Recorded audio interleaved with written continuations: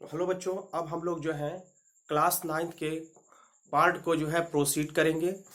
अब इससे पहले मैंने आपको बहुत सारे कॉन्सेप्ट बताए जिससे आपको बहुत अच्छी तरीके से समझ में आया होगा। अब उसके बाद हम लोग जो है वेलोसिटी और डिस्टेंस से रिलेटेड कुछ न्यूमेरिकल को हम लोग करते हैं, उसको आप लोग ध्यान से समझिएगा बेटा। चलिए क्वेश्चन यहाँ पर देखते हैं। क्वेश्चन नंबर 1 आते हैं यहाँ पे question number 1 question number 1 graph से रिलेटेड है। ये हम लोग ग्राफ बनाएंगे और फिर उसके न्यूमेरिकल को यहाँ पर करेंगे। ठीक है, ध्यान से समझते चलेंगे क्योंकि ग्राफ से रिलेटेड जब ग्राफ की बात आती है तो बहुत से बच्चे परेशान हो जाते हैं किसी ग्राफ बहुत कायदे से नहीं समझ में आ रहा है, तो आप उसको यहाँ पे आज समझ लीजिए। ठीक है, बहुत ही अच्छे ढंग से आपको समझ में आ जाएगा। तो step by step, day by day आप पढ़ते रहिए, आपको पूरी चीज क्लियरेंस हो जाएगी। ठीक है,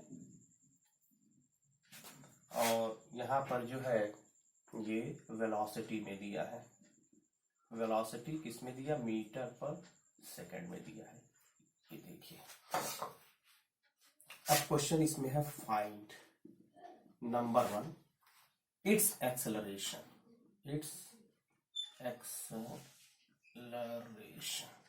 number 2 its velocity. Number 2 it's velocity. Number 3 distance covered by cyclist in 15 second.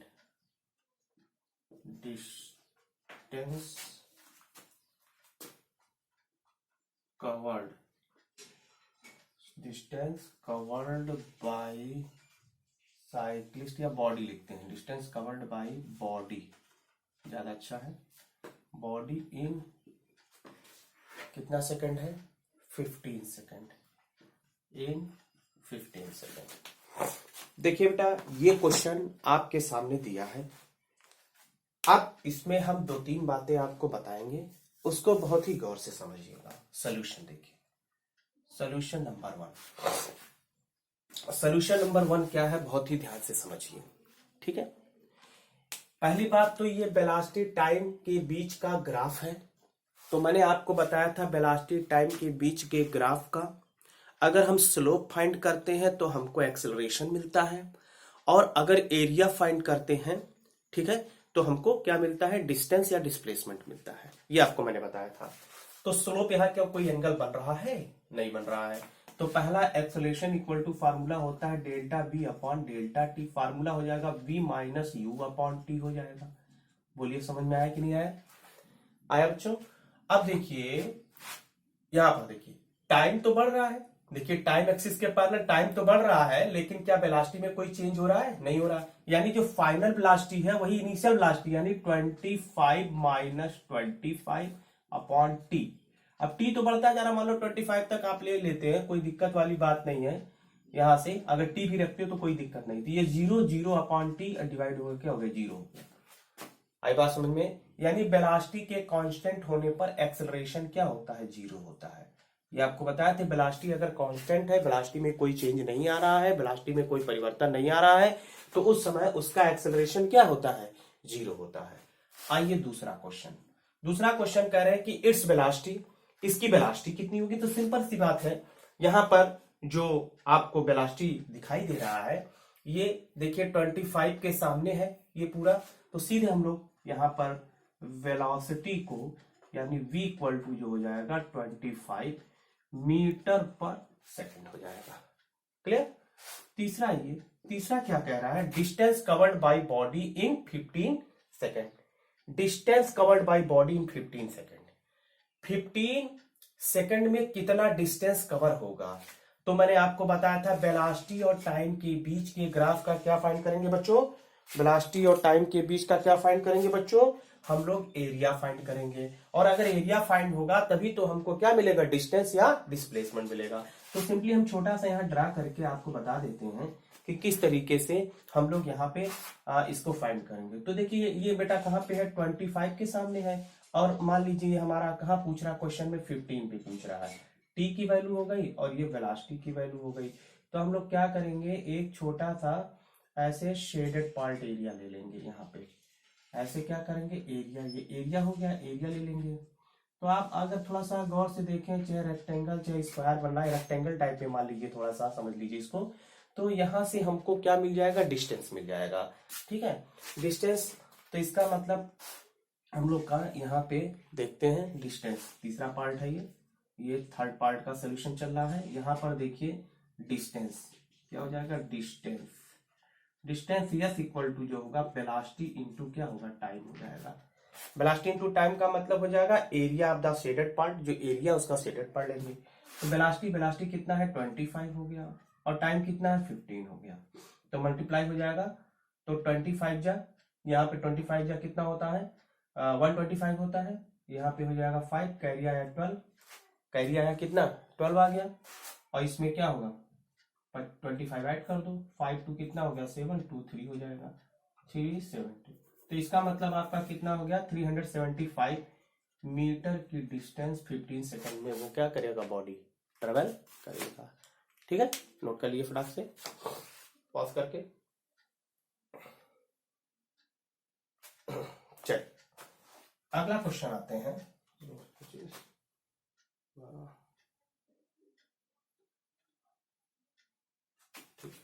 अगला क्वेश्चन आते हैं।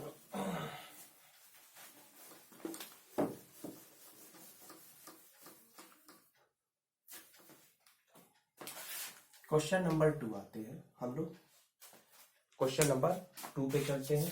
देखिए क्या कह रहा है क्वेश्चन नंबर 2। इसको भी हम लोग ग्राफ को ड्रा करते हैं, अच्छे ढंग से समझ में आएगा तब आपको। ये देखिए यहाँ हम लोग ग्राफ को ड्रा करेंगे।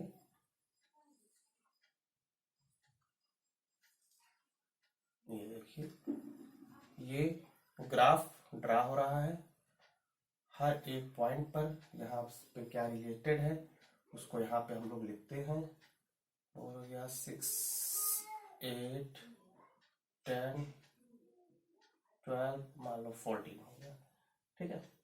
और ये टी हो गया सेकंड में, और ये वी हो गया मीटर पर सेकंड, मतलब वेलोसिटी में है।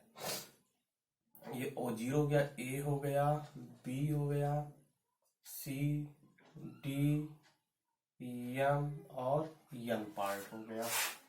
यहाँ पे पॉइंट को हम लोग रिप्रेजेंट कर देते हैं, कौन सा पॉइंट कौन से सामने। ये 4 हो गया, ये इधर हो गया 3, इधर हो गया 2, इधर हो गया 1। चलिए आपके सामने ये ग्राफ है। Find number 1, which part of graph,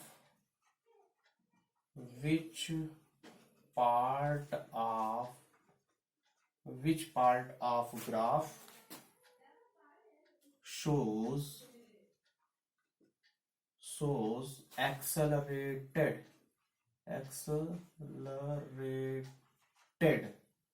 motion, which part of graph accelerated motion, which part of the graph shows, which part of graph shows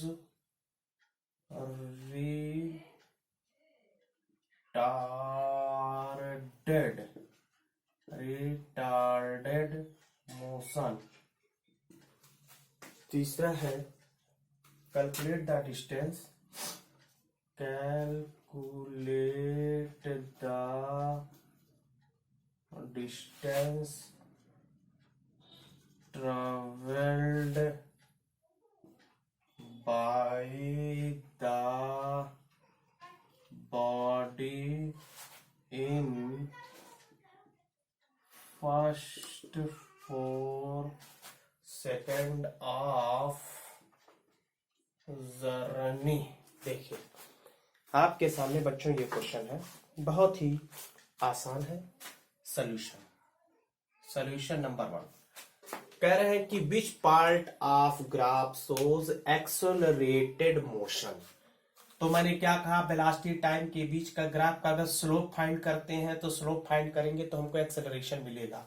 तो आपसे ये नहीं पूछ रहा कितना एक्सेलरेशन आया, आपसे पूछा कौन सा पार्ट इस ग्राफ में, कौन सा पार्ट एक्सेलरेटेड मोशन को शो करेगा। तो कौन सा पार्ट शो करेगा, ए से बी तक का। तो कौन सा पार्ट करेगा, तो पोर्शन देखिए ग्राफ हमारा बढ़ रहा है, ये ऊपर की तरफ जा रहा है, देखो एरो बना देते हैं तो और क्लियर हो जाएगा। ग्राफ हम लोग का ऊपर की तरफ जा रहा है यानी एक्सेलरेटेड मोशन हो रहा है। तो पोर्शन कौन सा है, पोर्शन सिंपली क्या लिख दोगे, ए बी। ये जो पोर्शन ए बी है एक्सेलरेटेड मोशन को बता रहा है। दूसरा क्या है, which part of the graph is retardation, retardation माने कमी होगा एक्सेलरेशन में। तो ये देखिए आपका ये ग्राफ हो जाएगा, तो पोर्शन कौन सा हो जाएगा, सी डी। पोर्शन जो सी डी ग्राफ हो जाएगा वो आपको क्या बताएगा, बोलिए रिटार्डेशन होगा। तीसरी बात है, calculate the distance travel by body in first 4 second of journey. First 4 second of journey में कितना डिस्टेंस कवर होगा। तो मैंने बताया था बेटा वेलोसिटी टाइम के ग्राफ का अगर हम एरिया फाइंड करेंगे तो हमको क्या मिल जाएगा, डिस्टेंस। तो बार बार नहीं बताएंगे, यहां पे आ जाइए डिस्टेंस। डिस्टेंस जो होता है s is equal to area, area of क्या होगा, A M A B M या A M B, area A M B. तो एरिया है ट्राइंगल है half base into height, M B हो गया। तो हाफ हो गया, ए बी हो जाएगा आपका 4, हाइट हो गया बेटा 4, ये भी 4 हो जाएगा, ए बी 4 हो जाएगा। यहां तक क्लियर हो गया। अब यहां से 2 1 जा 2, 2 2 जा 4, 4 2 जा कितना हुआ 8 मीटर की डिस्टेंस ट्रेवल करेगा। इसका मतलब फर्स्ट 4 सेकंड में जो जर्नी करेगा वो कितना होगा, 8 मीटर का डिस्टेंस ट्रेवल करेगा। नोट कर लीजिए। अगला क्वेश्चन है, ये पॉज करके नोट करिए। चलिए अगला क्वेश्चन है, ये टाइम वेस्ट ना किया जाए, क्वेश्चन की तरफ हम लोग बढ़ते हैं। क्वेश्चन नंबर 2 हो गया, क्वेश्चन नंबर 3 आइए। यहां देखिए क्वेश्चन नंबर 3 क्या कहता है, क्वेश्चन नंबर 3 क्या कहता है, इसको देखो, टी जो हो गया सेकंड में हो गया और ये एक्सेलरेशन जो है ये हो गया मीटर पर सेकंड स्क्वायर में हो गया। अब इसको आप यहां पर मिलाइए इस तरीके से, यहां पर जो है ये 10 दिया है वैल्यू और यहां पर जो दिया है 11 वैल्यू दिया है। इसको यहां टी कर दीजिए, यस इस सेकंड में है, ये यहां पर 11 वैल्यू दिया है, ये ओरिजिन हो गया। फाइंड कह रहा है मैक्सिमम वेलोसिटी ऑफ बॉडी, क्या कह रहा है, मैक्सिमम वेलोसिटी ऑफ बॉडी, आपसे ये पूछ रहा है। सॉल्यूशन देखिए, इस ग्राफ में पूछ रहा है कि मैक्सिमम वेलोसिटी ऑफ बॉडी क्या होगा। तो मेरी बात बहुत गौर से सुनो, मैंने क्या कहा था, मैंने ये कहा था कि वेलोसिटी टाइम के बीच के ग्राफ का अगर एरिया फाइंड करेंगे, वेलोसिटी टाइम के बीच के ग्राफ का अगर हम एरिया फाइंड करेंगे तो हमको एक्सेलरेशन मिलेगा, ये कहा था। लेकिन ध्यान से सुनिए बच्चों, यहां पर आपको जो दिया है एक्सेलरेशन और टाइम के ग्राफ है, क्या दिया है, एक्सेलरेशन और टाइम का दिया है। तो एक्सेलरेशन टाइम के ग्राफ का एरिया, वहां सॉरी स्लोप फाइंड करते हैं वेलोसिटी और टाइम के ग्राफ का। सुनो पहले ध्यान से सुनो, मैं फिर से लैंग्वेज को सुनिए। वेलोसिटी टाइम के बीच के ग्राफ का स्लोप फाइंड करते हैं, स्लोप माने वही एंगल को फाइंड करते हैं तो हमको एक्सेलरेशन मिलता है, और एक्सेलरेशन टाइम के बीच के ग्राफ का एरिया फाइंड करेंगे तो वेलोसिटी मिल जाएगा। इसका मतलब यहाँ पर हम लोग ये जो आपके सामने दिया गया है ग्राफ, इसका हम एरिया फाइंड करेंगे। ये एरिया फाइंड करेंगे तब जाकर के हमको क्या मिलेगा, वेलोसिटी मिलेगा, मैक्सिमम वेलोसिटी मिलेगा। यहां लिखेंगे velocity of body, velocity of body जो होता है v equal to area of triangle. आप एरिया ऑफ ट्राइंगल हो जाएगा। अब एरिया ऑफ ट्राइंगल हो गया तो एरिया ऑफ ट्राइंगल कितना हो गया, हाफ बेस माने हो गया 11, हाइट माने हो गया 10, 2 5 जा 10 हो गया, ये 5 हो गया, ठीक है। और फिर और ये भी क्या हो गया, 11 5 जा 55 हो गया, वेलोसिटी हो जाएगा मीटर पर सेकंड हो जाएगा। तो इस तरीके से हम इसकी वेलोसिटी को फाइंड कर सकते हैं। बहुत सारे क्वेश्चन बनते रहेंगे आपके सामने। जो इंपॉर्टेंट बेसिक है मैं उसको बता दे रहा हूं। अगर आपको किसी भी न्यूमेरिकल में कोई दिक्कत है तो कमेंट बॉक्स में आप डाल दीजिएगा, मैं उसको सॉल्व कर दूंगा। ओके, चलिए क्वेश्चन नंबर 4 आइए। क्वेश्चन नंबर 4, क्वेश्चन नंबर 4 बहुत ही इंपॉर्टेंट है बेटा। क्वेश्चन नंबर 4 को बताने से पहले मैं कुछ एंगल की वैल्यू को बताऊंगा, आप उसको पहले समझ लीजिएगा, ठीक है। क्वेश्चन नंबर 4 को बताने से पहले यहाँ पे आप लिखिएगा कॉन्सेप्ट, उसी में आगे लिखिए कॉन्सेप्ट। कॉन्सेप्ट में मैं कुछ एंगल बता रहा हूं, उनको आप याद कर लीजिएगा, और उसको जब आप याद करेंगे तो आप उसको डायरेक्ट उसकी वैल्यू आप पुटअप कर सकते हैं।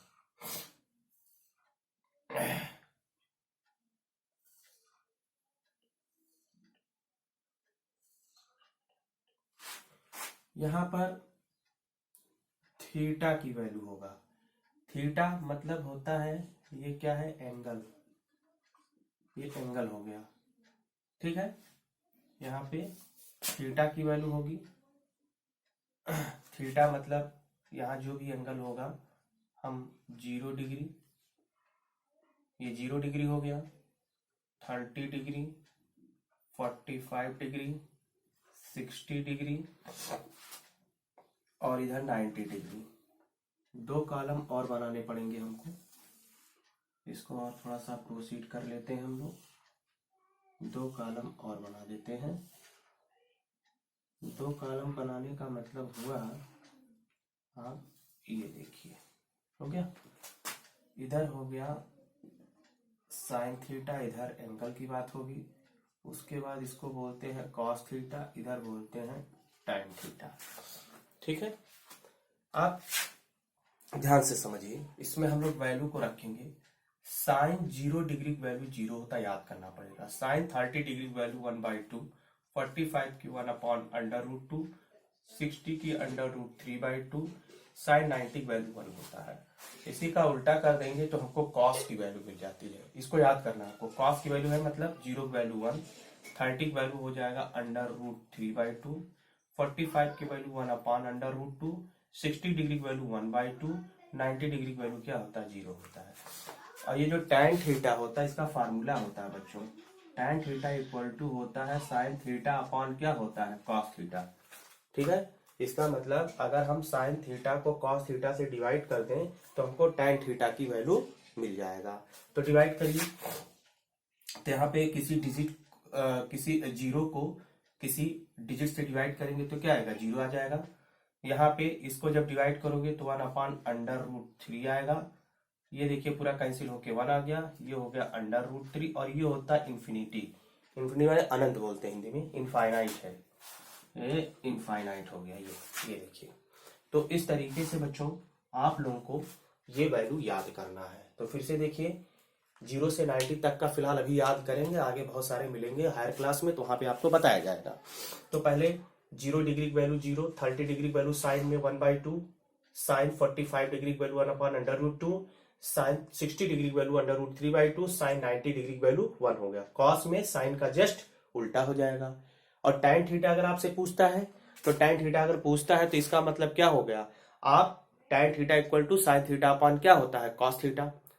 Sign theta, tan theta equal to क्या होता है, sine theta upon cos theta, उसको रखेंगे और फिर उसकी वैल्यू को पुटअप कर देंगे, आपको आंसर फाइंड आउट हो जाएगा। ओके बच्चों, अब चलते हैं आगे की तरफ। अब इससे रिलेटेड जो क्वेश्चन है वो मैं उसको बताने जा रहा हूं। ये कॉन्सेप्ट लिख लीजिएगा पॉज करके। अब आइए क्वेश्चन नंबर कौन सा चल रहा था, 4 है मेरे ख्याल से अगला क्वेश्चन। हाँ, जो भी क्वेश्चन है अपना बढ़ा दीजिए, मैं 4 मतलब ध्यान है 4 में रखते हैं, ध्यान आ रहा है क्वेश्चन नंबर। अब आइए आप क्वेश्चन नंबर 4। चल, क्वेश्चन नंबर कह रहे हैं कि विच बॉडी हैज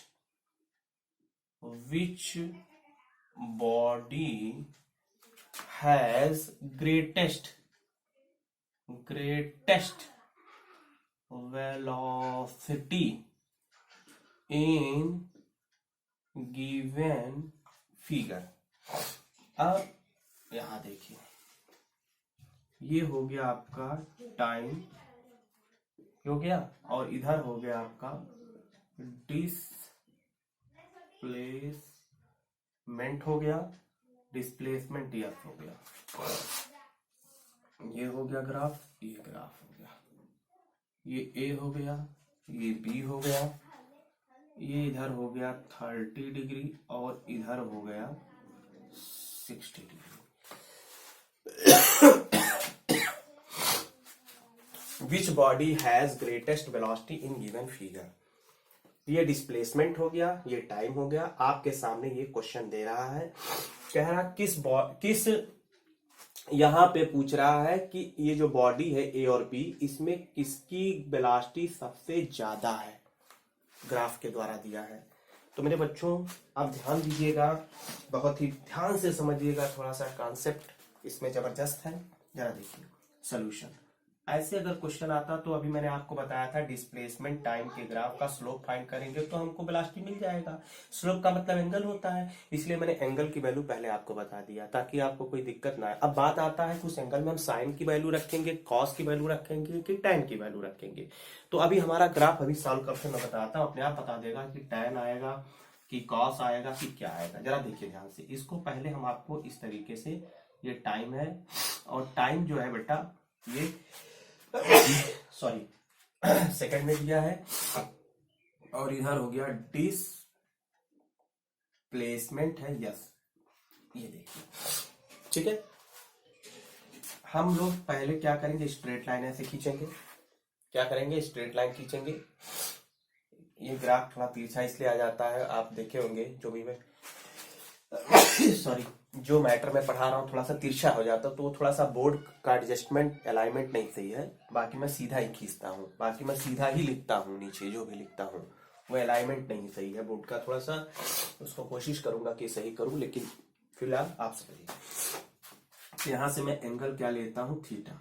अभी मैं ना तो 30 डिग्री ले रहा हूँ, ना ही 60 डिग्री ले रहा हूँ, ना ही आपकी कोई वैल्यू ले रहा हूँ।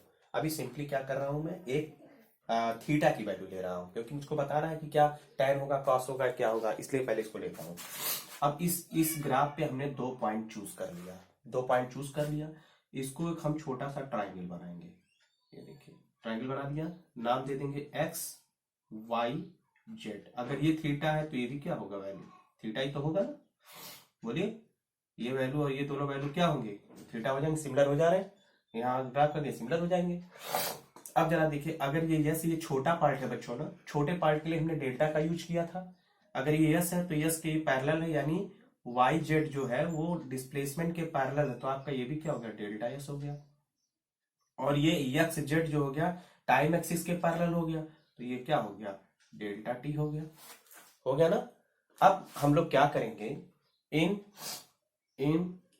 अब हम देखिए, अब हमको स्लोप मिल गया बच्चों, स्लोप मिल गया, यानी डिस्प्लेसमेंट टाइम के बीच का स्लोप फाइंड करेंगे, तभी तो हमको वहां पे वेलोसिटी मिल जाएगा। तो हमसे पूछ रहा है कि मैक्सिमम वेलोसिटी, तो यहाँ पे ग्रेटेस्ट वेलोसिटी पूछ रहा है, तो यहाँ पे लिखेंगे वेलोसिटी, ध्यान से देखेंगे, वेलोसिटी ऑफ बॉडी। ठीक है, velocity of body v equal to यहाँ पे क्या आ जाएगा, velocity of body equal to, यहाँ पे ये इस जो ट्राइंगल बना है उसका हम वैल्यू लिखेंगे। उस ट्राइंगल का वैल्यू का मतलब होता है कि इसमें हम लोग tan थीटा लगाएंगे। Velocity of body equal to tan theta. tan theta equal to होता है परपेंडिकुलर अपॉन बेस होता है, परपेंडिकुलर डेल्टा या बेस क्या होता है, डेल्टा टी। ठीक है। अब जरा देखिए, यहाँ पर देखिए, अब बताइए, ये देखिए यहाँ पे आ जाएगा आगे, डिस्प्लेसमेंट अपॉन टाइम क्या होता है, बताओ, वेलोसिटी होता है कि नहीं, sorry, displacement upon time velocity होता है ना। देखिए वेलोसिटी के बराबर आया कि नहीं आया आपका, बोलिए, v equal to tan theta, यानी tan थीटा इक्वल टू क्या होता है, delta s upon delta t. Displacement upon time, displacement upon time क्या हो गया, वेलोसिटी मिल गया। और tan थीटा भी इक्वल टू होता है, इसमें भी tan थीटा अगर लगाओगे तो परपेंडिकुलर अपॉन क्या होता है, बेस। tan थीटा की वैल्यू जो होता है वो परपेंडिकुलर अपॉन क्या होता है, बेस होता है। इससे प्रूफ होता है कि जो वेलोसिटी है वो किसके बराबर हो गया, tan थीटा के बराबर हो गया। इसका मतलब, अब आप आइए, मेरा जो वीडियो लेक्चर, पहला वीडियो लेक्चर है 9th 10th first year second year का, जो मैंने पढ़ाया था डायरेक्टली प्रोपोर्शनल और इनवर्सली प्रोपोर्शनल। तो डायरेक्टली प्रोपोर्शनल में आपने क्या सीखा, डायरेक्टली प्रोपोर्शनल कहता है अगर एंगल की वैल्यू ज्यादा होगी अगर एंगल की वैल्यू ज्यादा है डायरेक्टली प्रोपोर्शनल में, तो वेलोसिटी की वैल्यू भी क्या होगी, ज्यादा होगी। अगर एंगल की वैल्यू ज्यादा होगी तो वेलोसिटी की वैल्यू भी क्या होगी बच्चों, ज्यादा होगी।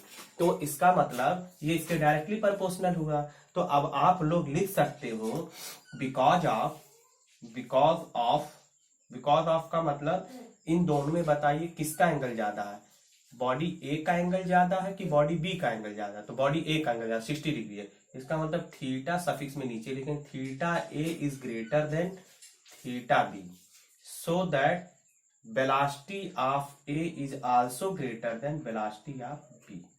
इसका मतलब वेलोसिटी किसकी ज्यादा हो गई, वेलोसिटी ऑफ बॉडी ए की value velocity of body B से क्या हो गई, ग्रेटर हो गई।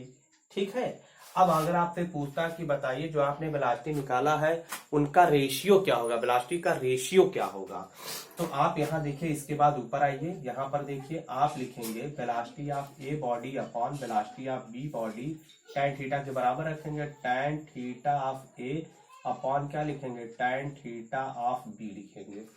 ठीक है। और tan थीटा ए की वैल्यू यानी यहाँ पे लिखेंगे tan थीटा ए का वैल्यू हो गया आपका 60 डिग्री, और इसका वैल्यू बेटा कितना हो जाएगा आपका 30 डिग्री। यहाँ पे हो जाएगा बी का जो ग्राफ बन रहा है यहाँ से 30 डिग्री का बन रहा है। अब आप हमको ये बताइए tan 60 डिग्री की वैल्यू, तो आप चार्ट जो मैंने बनाया आप उसको देखिए, tan 60 डिग्री की वैल्यू जो होता है वो √3 होता है, आप देखिए ध्यान से। और tan 30 डिग्री की वैल्यू 1/√3 होता है। तो √3 मिलकर के क्या हो जाता है, 3 हो जाता है। आप उसको ऊपर ले जाएंगे तो क्या हो जाएगा, √3, और उसको मिलकर के क्या हो जाएगा ना 3। तो अब बच्चों यहां से हमको जो वैल्यू मिलेगी वो क्या मिल जाएगी, तो देखिए इसका मतलब √3 इंटू √3 बाई क्या होगा 1, और इसको क्या मिलेगा 3/1। इसका मतलब velocity of A upon velocity of B. तो आप इन दोनों में बताइए, ये जो मैंने आपको वैल्यू यहाँ पे अटेंड किया है, वेलोसिटी ऑफ बॉडी ए की वैल्यू 3 है, इसका मतलब जिसका स्लोप ज्यादा उसका वेलोसिटी ज्यादा हो गया। वेलोसिटी ऑफ बॉडी बी की वैल्यू 1 है, यानी स्लोप कम है, तो इसकी वैल्यू क्या हो गया, कम। यही ग्राफ तो हमारा यही चीज तो बता रहा है ना, portion velocity directly proportional to angle, जिसका एंगल ज्यादा होगा उसका वेलोसिटी ज्यादा होगा। बहुत ही अच्छा कॉन्सेप्ट है, आप इसको पॉज करके नोट कर लेंगे, और ये हर क्लास में आपको निश्चित है, आपको डेफिनेटली आपको ये हर क्लास में मिलेगा। चलिए अब हम लोग आगे की तरफ बढ़ते हैं। तो ऐसे बहुत सारे न्यूमेरिकल आपको फिजिक्स में मिलेंगे। तो मैंने आपको बताया कि अगर कोई भी न्यूमेरिकल की प्रॉब्लम है तो आप मेरे कमेंट बॉक्स में डालिएगा, मैं उसको सॉल्व करके आपको भेज दूंगा। ओके, चलिए अब आगे की तरफ बढ़ते हैं और इसको प्रोसीड करते हैं आगे। अब आते हैं हम लोग अगला टॉपिक की बात करते हैं। तो ये न्यूमेरिकल आपके जो थे रिलेटेड मैंने थोड़े बहुत करा दिए आपको, और भी बहुत सारे न्यूमेरिकल का कोई अंत नहीं है, आप करिए। प्रॉब्लम है तो आप मेरे कमेंट सेक्शन बॉक्स में डाल दीजिएगा, मैं आपको सॉल्व करके भेज दूंगा। तो अगला हेडिंग है इक्वेशन ऑफ मोशन। हेडिंग डालेंगे equation of motion for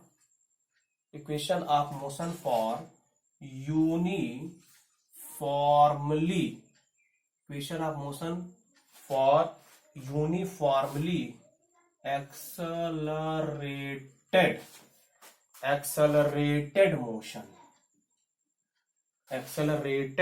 motion. बहुत ही इंपॉर्टेंट फार्मूला आपको मिलेगा बच्चों, equation of motion for uniformly accelerated motion.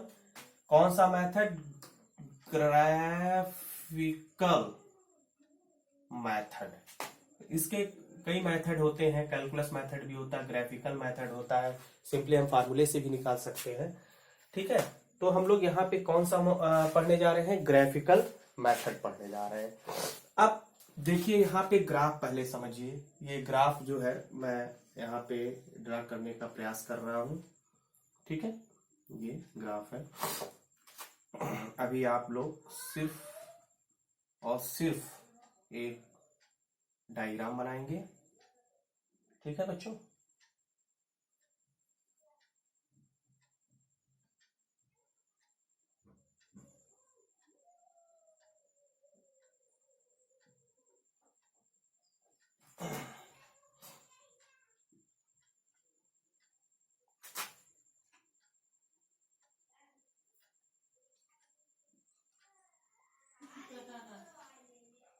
B हो गया, ए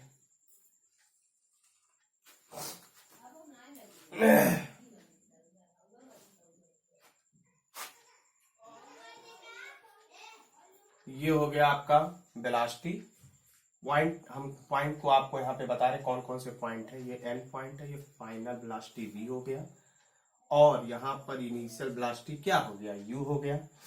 ये पॉइंट पी एम हो गया, ये बी हो गया, यू। ओके, अब देखिए बच्चों, यहाँ पर ये आपको जो ग्राफ बनाया गया है, मैंने कहा ना थोड़ा सा अलाइनमेंट नहीं से, बाकी मैं सब स्ट्रेट ही एकदम खींचता हूँ। हमसे ग्राफ मतलब लाइन कभी टेढ़ा नहीं होता जल्दी। ये देखिए आप इसको बहुत ध्यान से समझिए। ये आपका टाइम एक्सिस है, टाइम एक्सिस इसको हम लोग टी कर देते हैं, यहाँ पे लिख देते हैं टाइम, तो और अच्छे से आपको समझ में आएगा। ये टाइम हो गया, इधर मैं वेलोसिटी लिख देता हूँ, ऊपर लिखने की जरूरत है, यहाँ पे लिख देता हूँ। मतलब ये आपका वेलोसिटी है, ये वेलोसिटी है।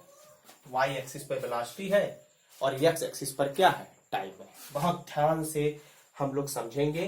नंबर 1, यहाँ पे हम लोग पहले ग्राफ अभी मैं समझाता हूँ, पहले हेडिंग डाल लेते हैं। नंबर 1 हम जो है इक्वेशन ऑफ मोशन के पहले फार्मूले को प्रूव करने जा रहे हैं। यहाँ इक्वेशन ऑफ मोशन के 3 फार्मूले हैं, ठीक है। तीनों फार्मूलों को हम लोग ग्राफिकल मेथड से प्रूव करेंगे।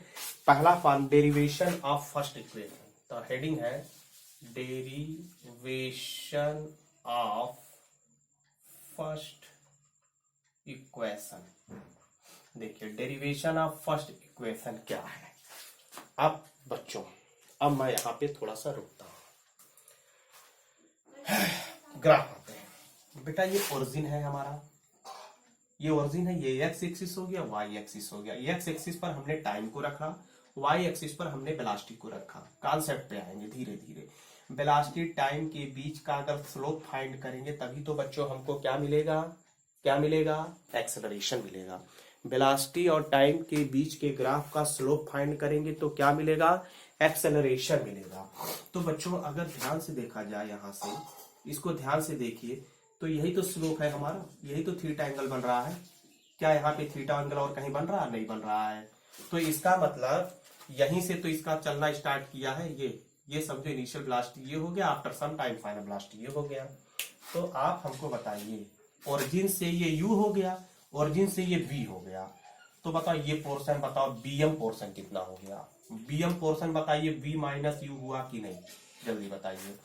BM portion v minus u हुआ कि नहीं हुआ, बोलिए ध्यान से। देखो ये लाइन पैरेलल है, तो यहाँ ओरिजिन से ये यू है, तो ये भी तो ओरिजिन से यू पैरेलल हो जाएगा। यू ओरिजिन से बी है तो ये भी ओरिजिन से बी। तो बताओ ये पोर्शन कितना हुआ, तो बी में से यू को माइनस कर दीजिए, तो ये आपका पोर्शन पता चल गया। तो इसका मतलब हुआ हम लोग क्या फाइंड कर लेंगे, स्लोप। ये जो स्लोप है इसका स्लोप को फाइंड कर लिए, तो समझिए कि हम लोग ने क्या फाइंड कर लिया बच्चों, हम लोग ने एक्सेलरेशन को फाइंड कर लिया। इसका मतलब इन दिस कंडीशन एक्सेलरेशन यानी एक्सेलरेशन जो होगा ए इज इक्वल टू क्या हो जाएगा, slope of line A B.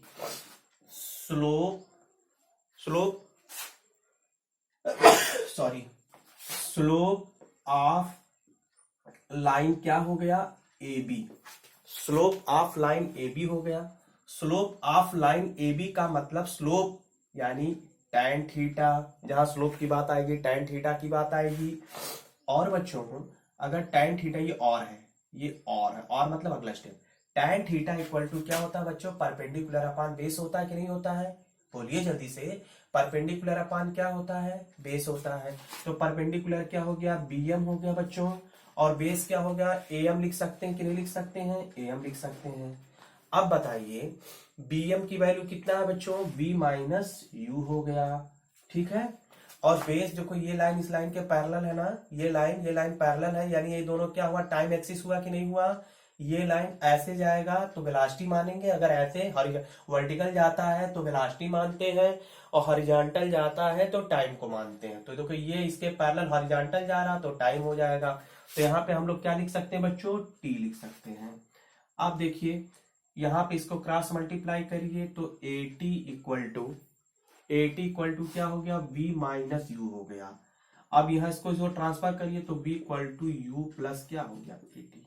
देखिए बच्चों, ये मोशन ऑफ इक्वेशन का पहला फार्मूला हो गया। मोशन ऑफ इक्वेशन का क्या हो गया, पहला फार्मूला हो गया।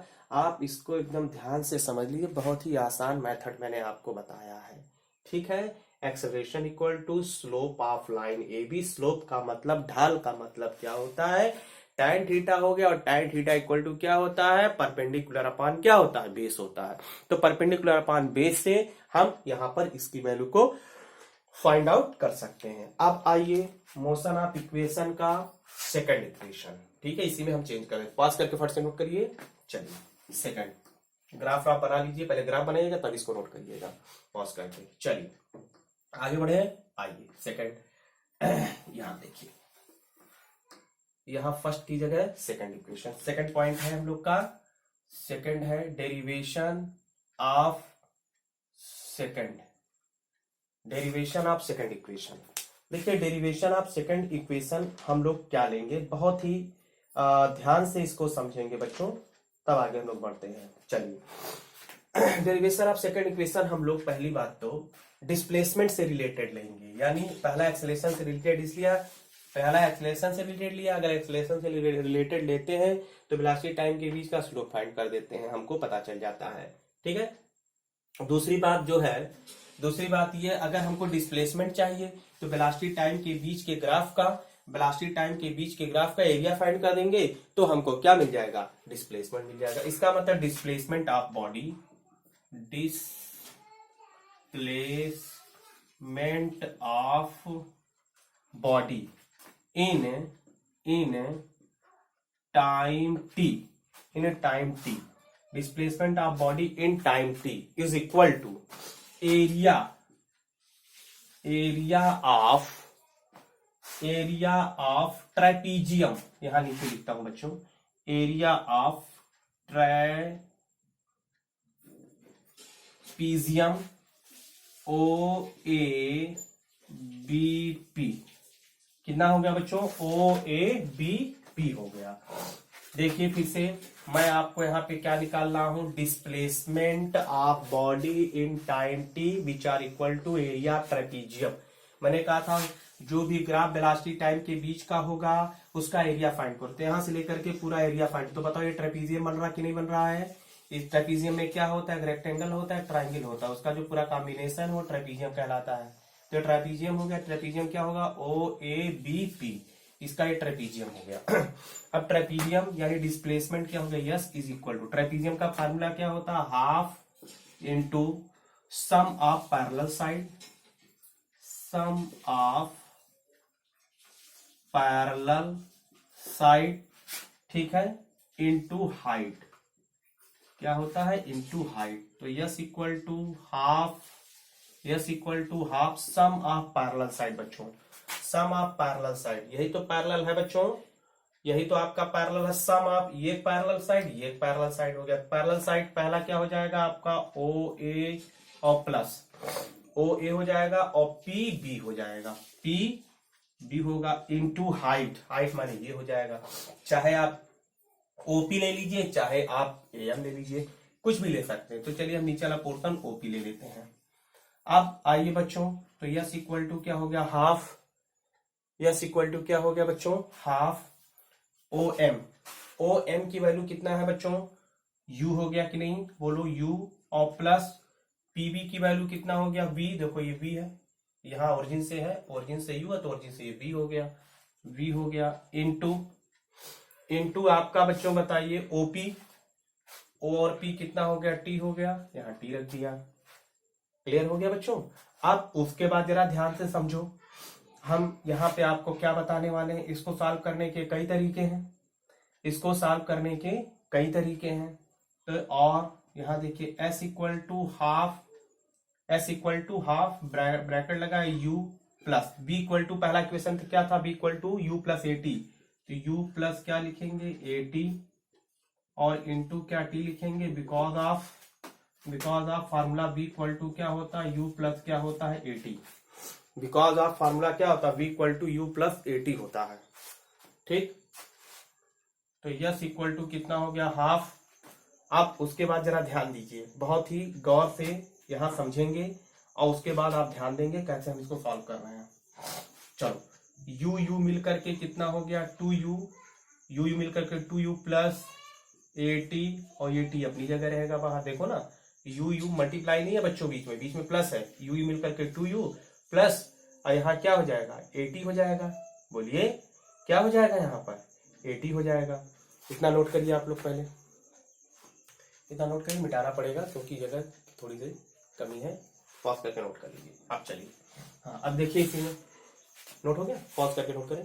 ठीक, अब देखिए इसके बाद देखिए टू बी कंटिन्यू,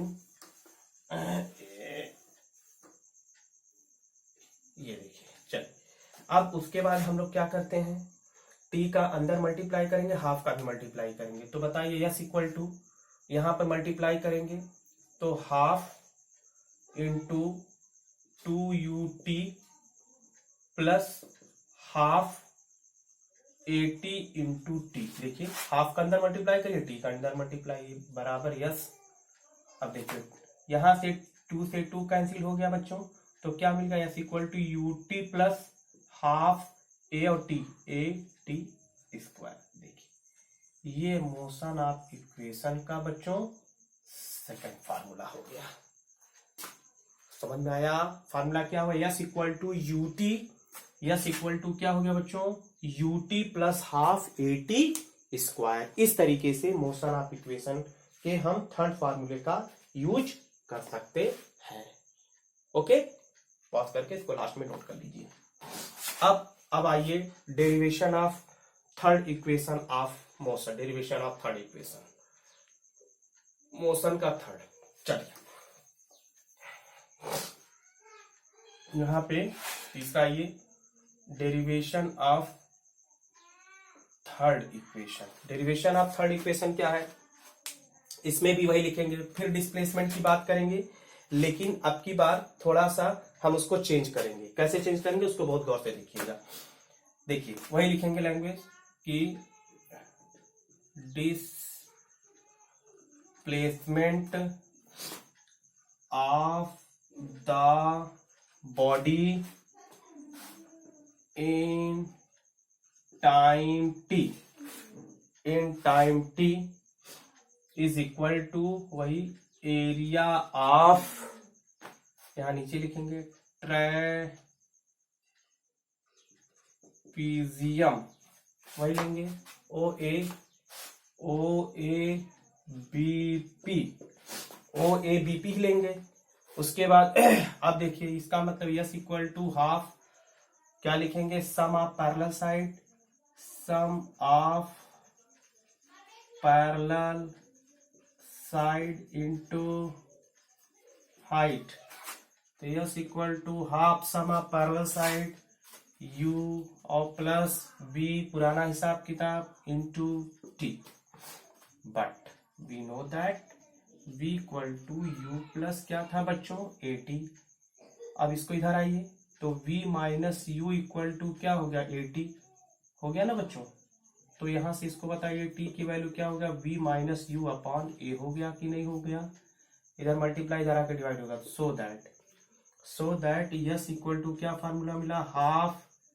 ठीक है, यहाँ पे b प्लस यू लिख सकते हैं या u प्लस बी लिख सकते हैं, कोई दिक्कत वाली बात नहीं है। आप आगे पीछे किसी को भी कुछ कर सकते हैं। तो मान लीजिए हमने चलो u प्लस बी ही लिखा, कोई दिक्कत वाली बात नहीं है। और v माइनस क्या लिखा, u लिखा। और यहाँ पर चूंकि इसके मल्टीप्लाई में है, तो आप चलिए पूरे का हम लोग a लिख सकते हैं, पूरे का a लिख सकते हैं, कहीं a लिखिए, कोई दिक्कत वाली बात नहीं है। इसकी जगह हमने पुटअप किया तो इसलिए लिख दिया। पॉज करके नोट करिए फट से। ओके, अब देखिए इसके बाद, अब देखिए बच्चों बहुत ही आसान डेरिवेशन है, ध्यान लगा के करेंगे तो अपने आप क्लियर हो जाएगा। बस मेरे कॉन्सेप्ट को याद रखिएगा, स्लोप वाली बात को। अब ये क्रॉस मल्टीप्लाई करो तो क्रॉस मल्टीप्लाई 2as हो जाएगा कि नहीं बताइए। 2as इज इक्वल टू 1 में क्या हो गया, v प्लस यू लिख सकते हैं, दोनों प्लस आगे पीछे किसी को लिख सकते हैं, और एक में लिख सकते हैं v माइनस यू। देखिए फार्मूला बन रहा है बच्चा, क्या फार्मूला बन रहा बच्चों, क्या फार्मूला बन रहा है, ये बन रहा है ए स्क्वायर माइनस बी स्क्वायर का फार्मूला बन रहा है। ए स्क्वायर माइनस बी स्क्वायर का फार्मूला ए प्लस बी और एक ब्रैकेट में ए माइनस बी, इसका मतलब फार्मूला बना B square minus U square का फार्मूला बना। इधर माइनस इधर आकर के क्या होगा, प्लस हो जाएगा, तो बी स्क्वायर इक्वल टू क्या हो गया, you square plus 2a yes हो गया। देखिए मोशन ऑफ इक्वेशन का बच्चों आपने थर्ड फार्मूले को ऑब्टेन कर लिया। कितना हुआ, थर्ड फार्मूला ऑब्टेन हो गया। तो मेरे ख्याल से आज आपको बहुत ही बेहतर ढंग से समझ में आए होंगे। इसी तरीके से ये डे बाय डे चलता रहेगा और मेरे ख्याल से आपको नोट्स बना रहे होंगे आप लोग, मुझे पूरी उम्मीद है। आप नोट्स बनाते रहिए और आपको लेक्चर लगातार मिलता रहेगा। मैंने कहा था बच्चों थोड़ा सा समय लगेगा, क्योंकि मैं 9th का भी 10th का और 12th का ये पूरा लेक्चर बना रहा हूँ, जिसमें समय लगता है। तो धैर्य रखिएगा, आपको पूरा का पूरा नोट्स मिलेगा। ठीक है, पुनः इस वीडियो को देखने के लिए तहे दिल से धन्यवाद।